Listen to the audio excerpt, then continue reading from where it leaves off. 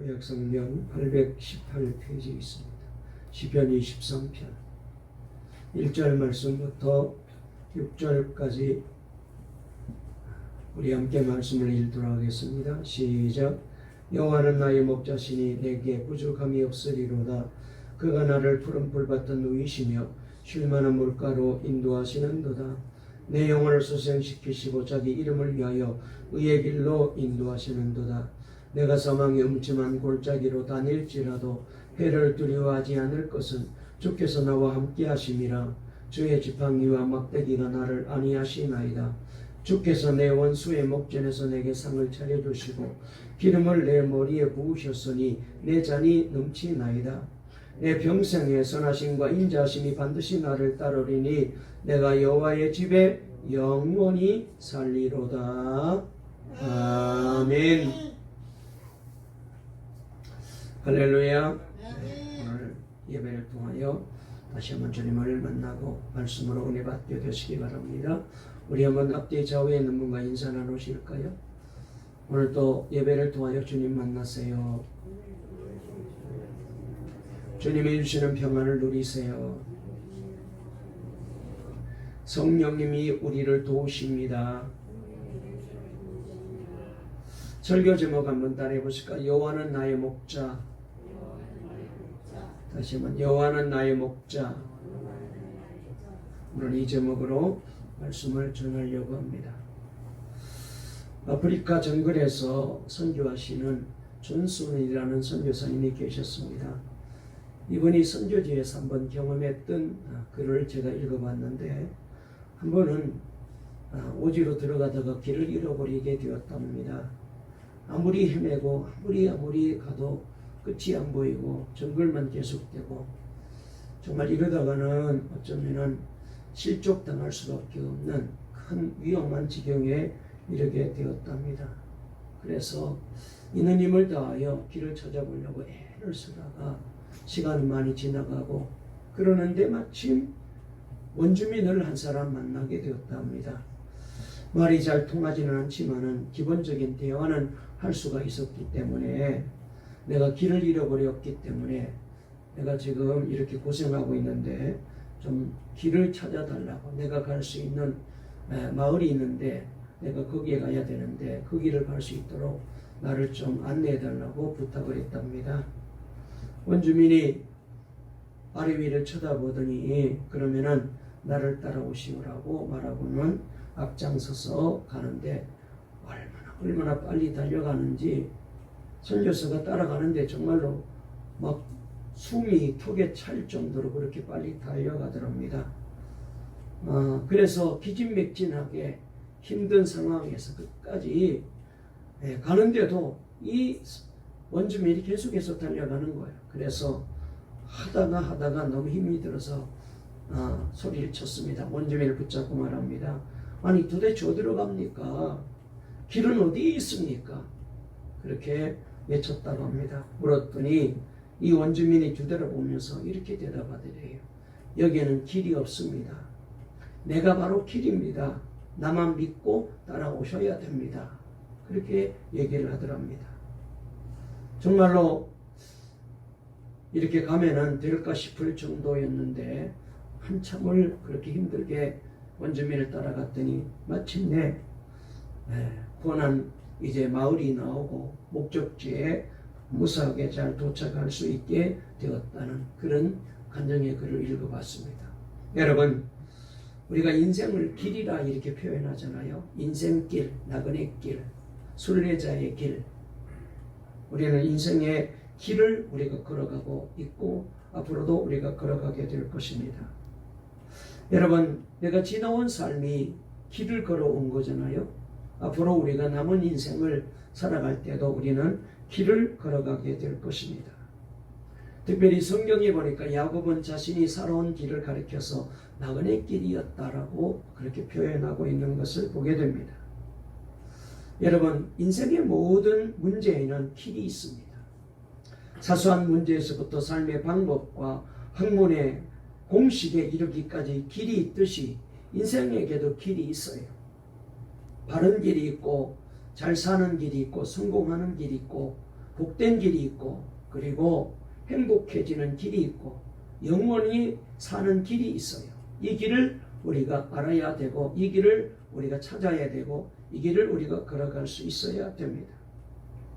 어떤 사람은 인간답게 사는 방법을 몰라 다른 사람이 사는 것 보고 저렇게 열심히 살면 되나 보다 라고 그렇게 열심히 살다가 나중에는 방황하게 되고 실패하게 되고 거듭거듭 인생의 어려움을 겪다가 나중에 노년이 되어서야 죽을 때가 되어서야 바른 길에 대해서 깨닫는 사람도 있습니다.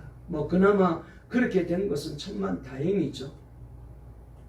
그러나 여러분, 사람들은 생각하기를 이 세상에 사는 동안에 목숨이 붙어 있는 동안에 잘 살면 된다.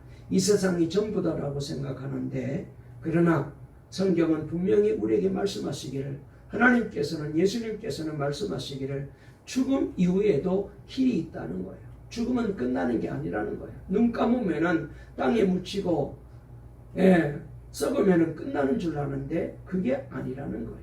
죽음 후에도 길이 있다라고 말씀하고 있습니다.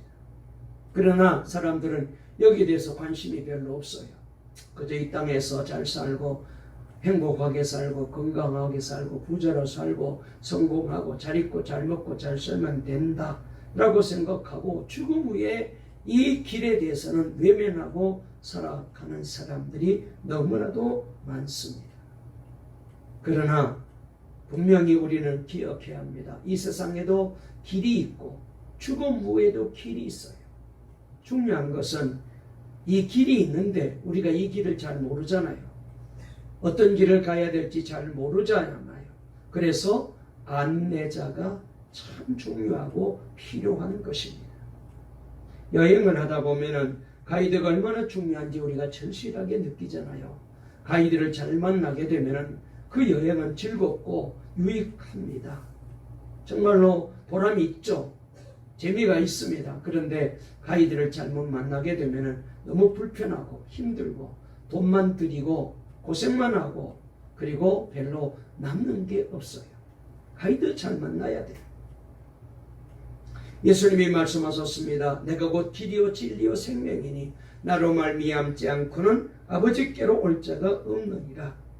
예수님은 당신을 스스로 길이다, 우리 인생 길이다라고 말씀하고 계십니다. 저와 여러분의 길이라고 주님이 말씀하고 계십니다. 즉 우리 인간을, 우리 죄인들을 멸망으로 향해 가는 우리들을 하나님께로 인도하는, 영생의 길로 인도하는, 구원의 길로 인도하는, 저 천국 길로 인도하는 길이라고 주님은 말씀하셨습니다. 예수님을 따라가야 우리는 영원한 저 천국, 우리가 그토록 원하는 저 안식을 누리는 귀한 곳에 우리가 갈 수 있습니다. 주님을 만나는 곳에 우리가 갈 수가 있어요. 여러분, 그래서 예수님을 믿는 자는, 예수님의 안내를 받고 예수님의 가이드를 받는 사람은 여러분 걱정할 필요가 없어요. 염려할 필요가 없습니다.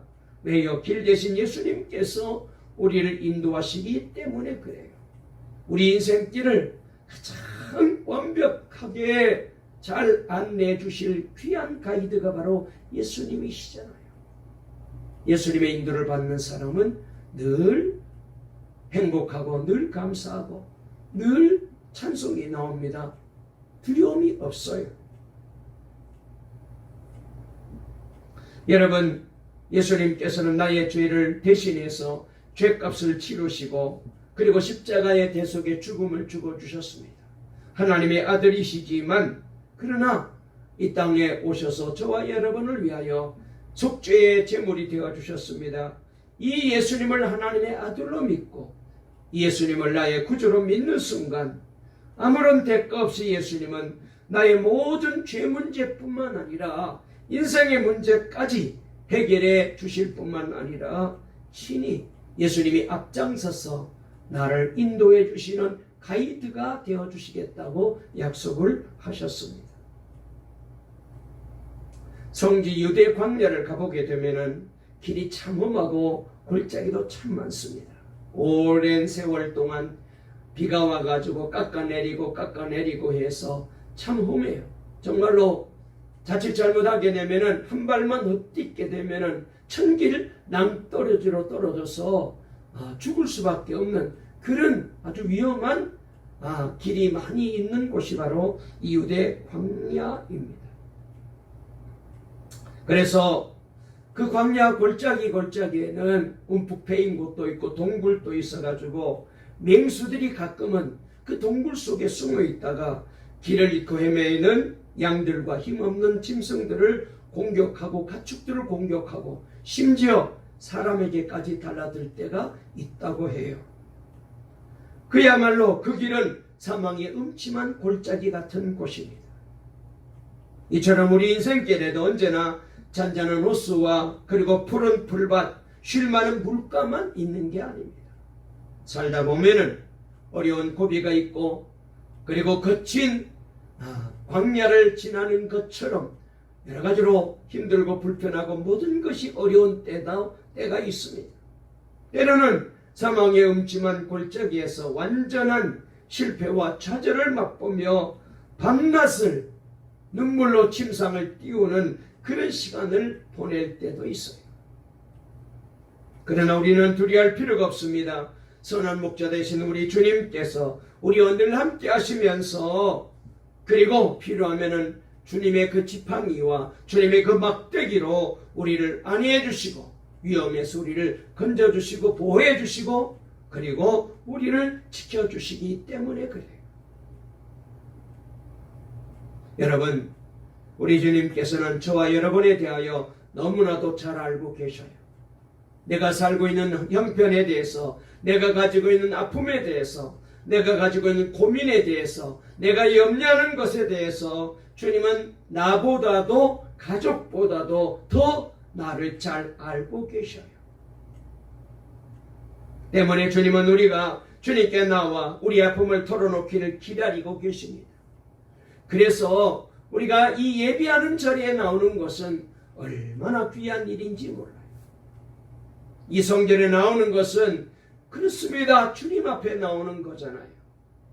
내 모든 형편과 사정을 너무나도 잘 아시고 내 아픔을 아시고 내 고민을 아시고 내 염려를 아시고 내가 힘들어하는 것이 무엇인지 너무나도 잘 아시는 그 주님께 나와 예배할 때에 그리고 마음을 토하며 주님, 제가 왔습니다. 하나님이 사랑하는 딸, 아들을 제가 왔습니다. 주님, 나보다도 나를 더 잘 아시지요. 내 마음의 이 상처를, 내 마음의 이 아픔을 주님은 잘 아시잖아요. 주님, 도와주세요. 털어놓고 주님 앞에 기도하고 아뢰면 우리 주님은 우리의 형편을 아시기 때문에 어떻게 하는 것이 가장 좋은 길이고 최선의 길이고 가장 복된 길인지 아시기 때문에 주님이 위로해 주시고 주님이 평안을 주시고 주님이 마음의 고민을 해결해 주시고 주님이 찬송하게 만들어 주십니다. 우리의 힘으로는 회복될 수 없는 여러 가지 어려운 문제, 중병의 문제일지라도 믿음을 가지고 우리 주님께 가서 얘기하면은 주님께 기도하면 주님께 아뢰기만 하면은 우리 주님은 나를 쉴만한 이제 곳으로 그리고 주님의 평안으로 주님의 품으로 나를 안아주시고 인도해 주실 거야. 이 믿음을 가지고 주님 앞에 나오기만 하면은 주님께 아뢰기만 하면은 우리 주님께서는 저와 여러분들이 가지고 있는 어떤 문제도 해결해 주시고 세상이 줄 수 없는 평안을 누리며 날마다 감사하며 찬송하며 살게 만들어 주실 줄로 믿습니다. 우리가 지난 주일날 시편 22편 말씀을 읽었잖아요. 이 시편을 지을 때 다윗은 너무나도 힘들고 어려운 때였습니다. 얼마나 어려웠으면 어찌하여 하나님 나를 버리셨습니까? 왜 내 기도에 외면하십니까? 그렇게 하소연하지 않았어요. 그런데도 다윗에게는 주님이 함께 하시는 것을 알았죠. 주님이 주시는 평안이 있음을 알았죠. 그래서 그는 하나님 앞에 찬송하는 신앙을 가지고 있었던 것을 우리가 지난주 말씀을 통하여 배웠어요. 성도 여러분, 저와 여러분도 이 믿음을 가지고 주님 앞에 나올 수 있기를 주의 이름으로 축원합니다. 오늘 이 시간 예배 드릴 때 이 믿음으로 주님 앞에 여러분의 마음을 아뢰시고 여러분의 사정을 아뢰시고 여러분이 가지고 있는 염려와 걱정과 근심과 고민을 주님 앞에 아뢰십시오.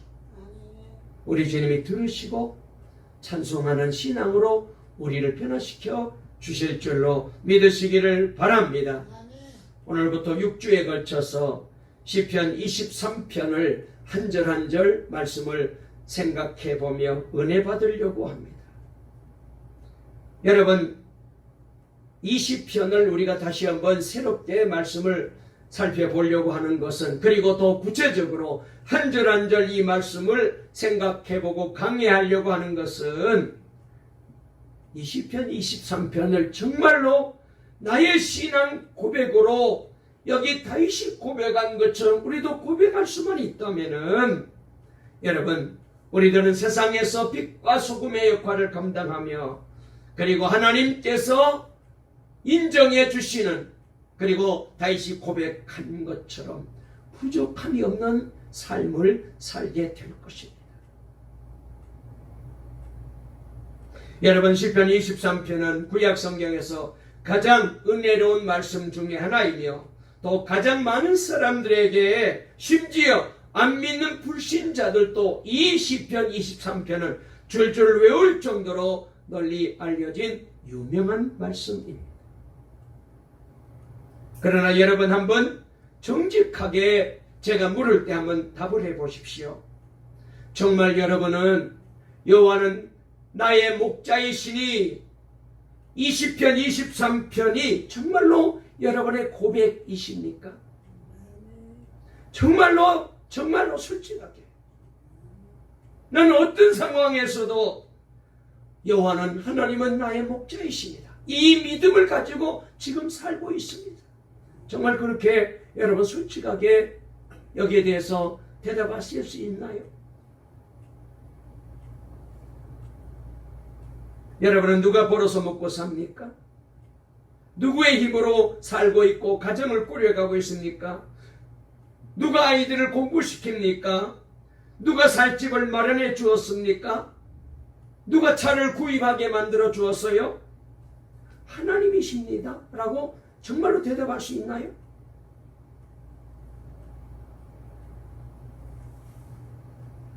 아니면은 남편 돈으로 이렇게 살고 있습니다, 자식의 도움으로 이렇게 살고 있습니다, 내 힘으로 이렇게 살고 있습니다 라고 한다면 어찌 하나님이 목자라고 그렇게 말할 수 있어요? 그거는 아니거든요. 하나님이 나의 목자라는 이 고백은 하나님이 내 인생의 전부라는 거거든요. 모든 것이 하나님의 은혜라는 거죠. 여러분, 시편 23편에는 우리들이 좀처럼 쓰지 않는 그런 표현이 하나 있는데, 그게 뭐냐면은 내게 부족함이 없으리로다 라는 고백입니다. 여러분, 이 세상에 살고 있는 사람을 붙잡고 물어보십시오. 이 교회 앞에 나가가지고 지나가는 사람 다 붙잡고 물어보십시오. 정말로 당신 인생에게는 부족함이 없습니까? 여기에 대해서 그렇다고 대답할 사람이 아무도 없어요. 아무리 부자고 아무리 권세자고 아무리 성공한 사람도 여전히 부족한 것이 있어요. 그래서 이 말은 아무나 쓰는 말이 아니에요. 그런데 오늘 시편 기자는 내게 부족함이 없으리로다. 정말 부족한 것이 없습니까? 아니면 여러 가지로 부족함을 느끼고 살고 계십니까? 부족함이 없습니다라고 고백하면서 왜 기도하면 그렇게 구할 것이 많아요? 우리는 시편 23편을 수도 없이 읽고 들었지만은, 아니 이 말씀을 줄줄 외우고 다니고 그리고 노래하고 다녔지만은 이 말씀이 아직까지 내 성경이, 내 말씀이 못 되는 거예요. 왜 그렇습니까? 다윗처럼 하나님만 나의 목자라고 믿고 의지하고 살지 않기 때문에 그래요. 이 시가 쓰여진 팔레스타인 지방 대부분은 푸른 풀밭이 아니라 광야입니다. 가보면은 예루살렘 근처, 갈릴리 근처는 농사도 짓고 그 다음에 좀 푸르지만은 유대 쪽으로 이 에집트 쪽으로 내려오게 되면 사해 바다 근처로 내려오면 온통 그냥 바위산이에요. 정말로 풀 한 포기 보기가 어렵습니다. 여러분, 광야는 메마르고 건조하고 황량하고 거친 곳이잖아요. 에집트에서 출애굽의 여정을 따라서 이 이스라엘로 동굴로 피신시켜야 되는데, 그런데 부근에는 동굴이 하나밖에 없었답니다. 할 수 없어서 여러 목자들이 자기들이 거느리고 있는 양떼를 다 그 동굴 안으로 끌고 들어온 거예요. 피신하였습니다. 한참 지나니까 피가 그쳐서 떠날 때 이렇게 많은 양떼들이 서로 섞이지 않고 어떻게 자기 목자들을 따라갈까 너무너무 궁금했대요. 그런데 의문은 너무나도 쉽게 풀렸답니다. 폭풍우가 치자 양치기 한 사람이 맨 먼저 일어나 나가면서 자기 양떼들에게 늘 들려주었던 노래를 부르기 시작합니다. 그리고 앞장서서 갑니다. 그랬더니 그 노래 소리가 들리자마자 그 중에 섞여있는 몇몇 양들이 그 목자를 따라 우르르르 나가더랍니다. 다른 목자들은 그냥 양들은 가만히 있고, 양에게는 목자가 한 사람밖에 없고,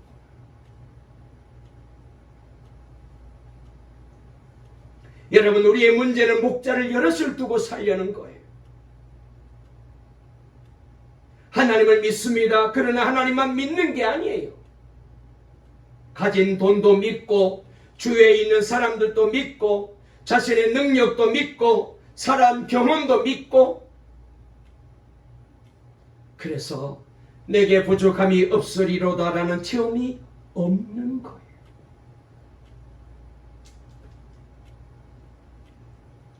여호와는 나의 목자시니라는 고백은 하나님 외에 의지할 대상이 없다는 말이거든요.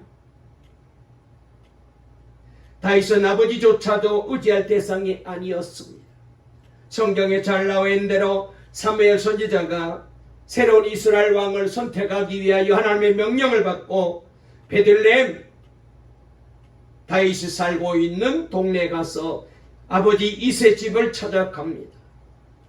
이때 아버지 이세는 다윗은 보여주지 않으려고 했어요.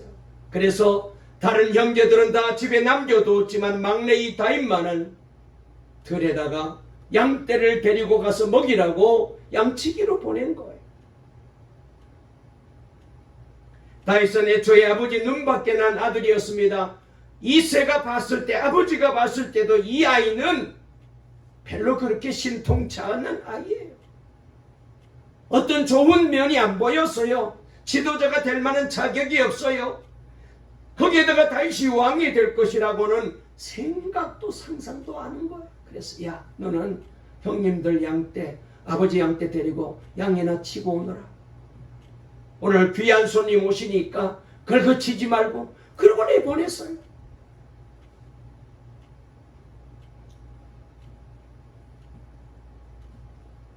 다윗은 이렇게 아버지로부터도 인정을 못 받았어요. 그래서 오직 하나님만 의지할 거예요. 아프리카 케냐에 가서 15년이 넘도록 선교하신 어떤 선교사님이 후배 선교사들에게 꼭 부탁하는 말이 있대요. 그 말이 뭐냐면은, 너희들 선교지로 가려면 선교 후원금 끊고 1년 정도는 살아보아라. 하나님이 어떻게 역사하시는지를 체험하고 싶으면 한번 선교 후원금을 끊고 살아보아라. 이렇게 말한다.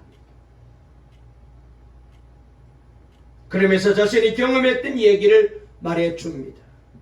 어느 교회 파송에서 선교사로 갔는데, 아니 15년 동안에 이 교회에서 파송해놓고 선교비를 단 2달만 보내주더라고요.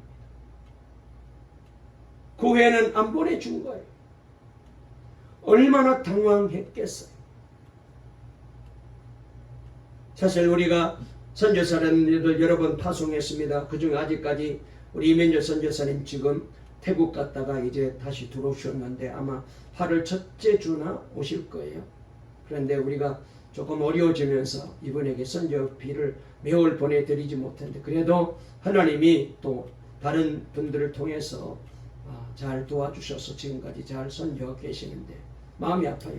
매월 보내줘야 되는데 못 보내줬어. 그래서 올 때마다 우리 사모님에게 몇 번 드리고 목사님께도 몇 번 드리고 했는데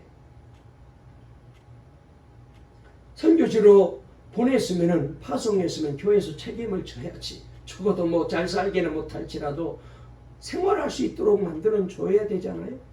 그런데 2달만 보내고 안 보내주더랍니다. 그러니 그때부터 오직 누구만 의지했겠어요? 이스라엘 백성들이 하나님을 바라보고 늘 만나를 기다리고 며칠 하기를 기다리듯이 날마다 주님 바라보고 만나를 기다리는데 그런데 이분이 이렇게 고백했어요. 15년 동안 한 끼도 굶은 적이 없고 15년 동안 돈이 없어서 살림을 못한 적이 한 번도 없이 하나님이 그때마다 얼마나 정확하게 적당하게 채워주시는지 아마 여러분도 그런 경험을 했을 거예요. 목회자인 저희도 그런 경험을 많이 했습니다. 또 교회 돌아가는 이렇게 재정을 볼 때 조금 걱정이 되는데 하나님이 그렇게 용케도 그렇게 하나님이 채워가셔요.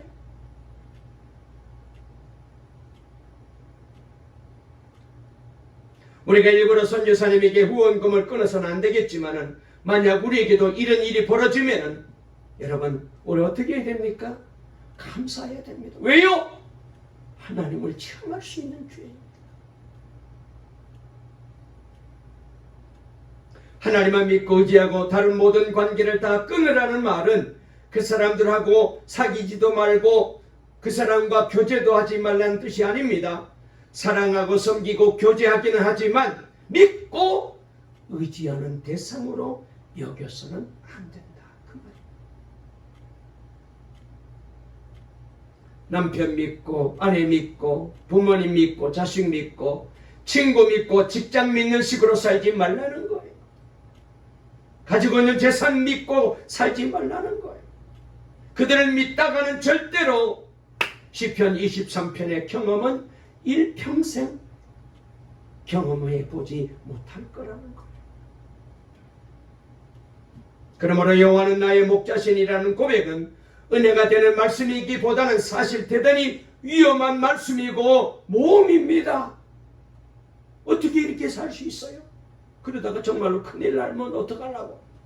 그러나 실제 그렇게 살아본 사람만이 목자 대신 하나님을 체험할 수 있습니다.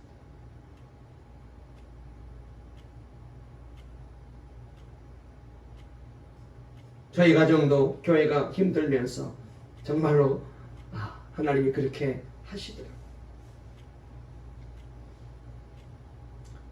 유명한 고아의 아버지 조지 물러 목사님은 여호와는 나의 목자신이라고 고백하고 산 대표적인 사람입니다. 정말 하나님 외에 믿는 것은 다 끊어본 것입니다. 우리는 애 몇 명 기르는 것도 얼마나 힘들어하는데 이 조지 밀러 목사님은 자그마치 2,000명이 넘는 고아들을 늘 먹여 살렸어요. 얼마나 많은 돈이 들어갔겠습니까? 그러나 기도만 하였지 어느 누구에게도 도와달라고 하지 않았대요. 어느 날 독일에 있는 어느 선교단체에서 이 목사님의 사역을 알고 도움을 주기 위해서 전화를 했습니다. 우리가 목사님을 돕고 싶고 고아원을 돕고 싶은데 필요한 것이 있으면 말씀해 주세요. 저희들이 힘이 되어 드리겠습니다라는 제안이 왔어요. 그때 물러 목사님이 이렇게 말합니다. 그것을 왜 내게 묻습니까? 하나님께 물으셔야죠. 나는 필요한 것을 하나님께만 구했으니 당신들도 하나님께 기도해보고 얼마를 도우라고 하나님이 말씀하시면 그걸로 도우면 됩니다. 제가 설교 준비하면서 이분의 이 간증을 듣고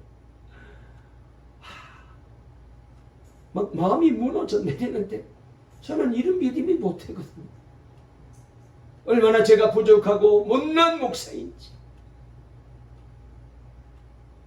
누가 도와준다면 아이고 고맙습니다. 얼씨구나 좋다고.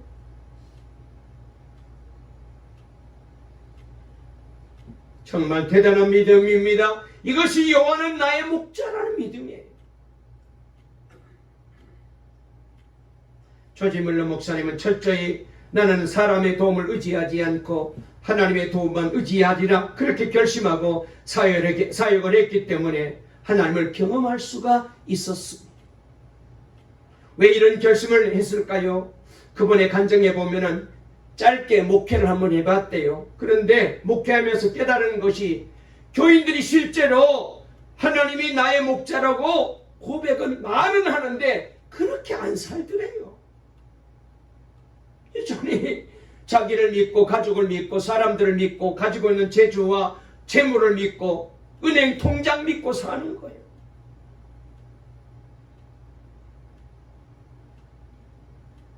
하나님을 믿으면서도 정말 하나님이 책임져 주신다는 것을 안 믿고 있다는 거예요.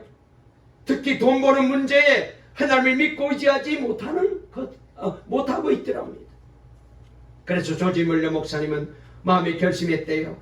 나는 하나님만 믿고 하나님만 의지하리라. 그리고 이 일을 내가 한번 해보리라. 그래서 실제로 그렇게 살았어요. 그런데 엄청난 기적을 하나님이 주신 거예요. 여러분, 시편 23편이 내 성경이 되어야 신앙생활을 제대로 하는 거예요. 저는 한동안 제 자신의 힘으로 제 인생과 목회를 성공해 보려고 발버둥 쳤습니다. 저랑 함께 오랫동안 같이 이제 교회를 섬겨신 여러분들 잘 아시잖아요. 정말로 제가 좀 욕심이 많이 있었던 것 같아요. 지금 생각해보니까. 한번 교회 크게 성장시켜보고 큰 교회 만들어 보려고 공부 열심히 해서 그래서 정말 사람들에게 인정받아 보려고 5년 동안 미국을 왔다 갔다 하면서 공부했잖아요. 그 중에서 제게 가장 어려운 시험은 제 자신이었어요. 왜냐하면 사람들이 많은 목사님들이 저보고 목사님은 정말로 참 예수님 닮으신 분이십니다. 성실하십니다. 모범생이십니다. 훌륭합니다. 사실 저는 딴 데 그렇게 어디 돌아다니고 하는 걸 잘 안 하잖아요. 지금도 그냥 교회 와서 거의 하루 종일 살잖아요. 어떤 목사님들처럼 누구 만나러 다니고 그런 거 잘 안 하잖아요. 제가 낚시를 합니까? 뭘 합니까? 이제까지 제가 40년 넘게 목회하면서 오로지 그냥 왔다 갔다 한 건 교회와 집밖에 없어요.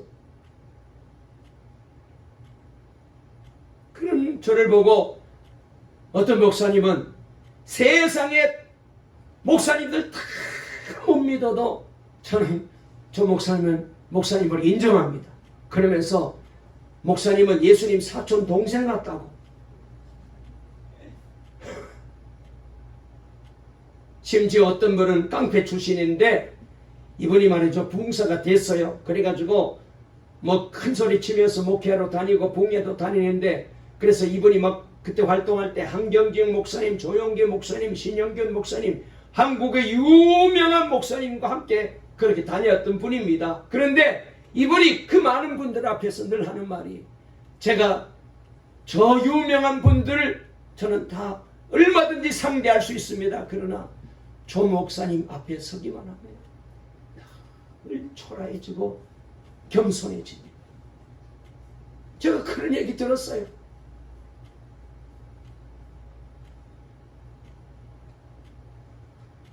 열심히만 하면은 다 잘할 수 있다고 생각했습니다. 그런데 하나님이 저에게 비참한 사실을, 현상을 보여주셨잖아요. 저는 정말 악하고 추하고 문제 덩어리였어요.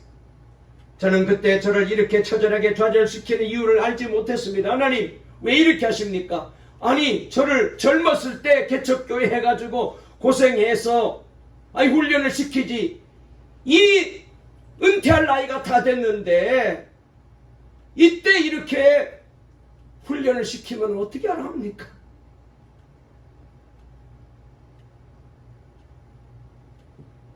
그런데 이 과정을 거치면서 나는 죽고 예수가 사는 이 복음이 이해가 되고, 그래서 영적으로 살아났어요.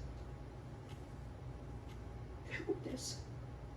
그래서 저는 늘 말합니다. 하나님이 내가 가지고 있는 세상의 모든 좋은 조건 다 가져가시고 그 대신 주님을 만나게 만들어 주셨다. 여호와가 나의 목자라는 이 신앙 고백을 체험하게 해준 거예요. 여러분, 우상 숭배는 하나님을 안 믿는 것이 아니에요. 이스라엘 백성들이 우상 숭배에 빠졌을 때 그들은 하나님을 믿었습니다. 그런데 중요한 것은 다른 신도 믿은 거예요. 이런 태도가 우상 숭배요, 하나님이 진노하는 태도입니다. 다 멸망하였습니다. 하나님께서 이기적이고 욕심쟁이이기 때문이 아닙니다. 하나님 외에 다른 것을 의지하려는 마음은 마귀로부터 오기 때문에 하나님이 여기에 대해서 철저하게 심판하신 거예요. 그래서 사도 베드로는 베드로전서 5장 8절에 근신하라 깨어라 너희 대적 마귀가 우는 사자같이 두루다니며 삼킬 자를 찾나니 그렇게 말씀하셨습니다. 이스라엘에 사역하던 목사님이 어느 날 한 목동으로부터 들은 이야기를 저에게 해주었습니다. 어느 날 말이죠, 깻묵을 보관하던 창고에 불이 났답니다. 그래서 막 불이 산더미처럼 붙어가지고 그렇게 막 뜨겁게 불이 활활 타오르는데, 양떼들이 말이죠, 이 깻묵이 타면서 고소한 냄새가 나니까 그 냄새를 맡고 자꾸 그 볼 속으로 달려 들어가는 거예요. 그냥 내버려 두고 어떤 양이 털이 불 붙으면 다 타서 죽게 생겨서, 그래서 잡대기를 들고 불구덩이 속으로 못 들어가게 양떼들 자꾸 휘둘러가지고 쫓아내는데도, 그런데도 이 양떼들이 이 고소한 냄새 맡고 자꾸 불구덩이 속으로 달려드는 거예요. 여러분, 이 고소한 깻묵 냄새 때문에 목자의 음성도 거부하는 거. 그렇게 말 잘 듣는 양들이. 여러분, 이게 바로 저와 여러분들의 모습이에요. 우리들이 이렇게 살아요.